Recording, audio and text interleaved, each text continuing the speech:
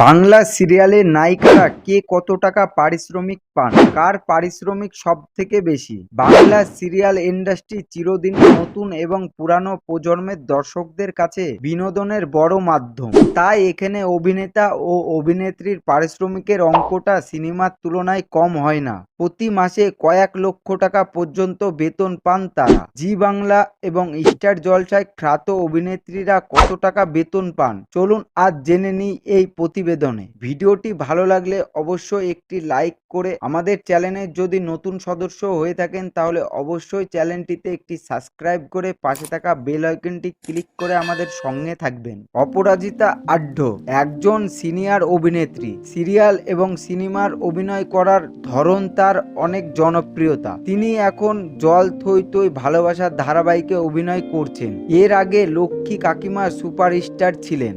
জল, নূপুর, চোখের তারা তুই, পুণ্যি পুকুর সহ একাধিক সিরিয়ালে অভিনয় করেছেন।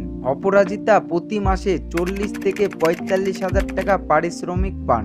পল্লবী শর্মা নিম ফুলের মধু খ্যাত অভিনেত্রী পল্লবী শর্মাও এই মুহূর্তে বাংলা সিরিয়ালে একজন জনপ্রিয় অভিনেত্রী। তিনি কে আপন কে পর সিরিয়ালে প্রথম অভিনয় করেছেন, তখন তার পারিশ্রমিক ছিলেন 20,000 টাকা। পল্লবী এখন পারিশ্রমিক 1,70,000 টাকা পান। সোলাঙ্কি রায় অভিনয় করেছেন ইচ্ছে নদী, প্রথমা কাদম্বিনী, ফাগুনী বউ। খ্যাত অভিনেত্রী সোনাঙ্কিকে শেষবার ঘাট ছাড়া সিরিয়ালে অভিনয় করতে দেখা গিয়েছে। তিনি ঘড়ির চরিত্রে অভিনয় করার জন্য প্রতি মাসে 3,60,000 টাকা বেতন পেতেন। ত্রিনা সাহা অভিনয় করেছেন খোকা বাবু, ফলের বউ, খড়কুটো, বালির ঝড়। খ্যাত অভিনেত্রী ত্রিনা ও পারিশ্রমিকের বিচারে পিছিয়ে নেই। তিনি অভিনয় জীবন শুরু করার মুহূর্তে প্রতি মাসে 14 থেকে 16,000 টাকা বেতন পেয়েছেন। তবে এখন তার পারিশ্রমিক বেড়ে গিয়ে 1,20,000 টাকা হয়েছে।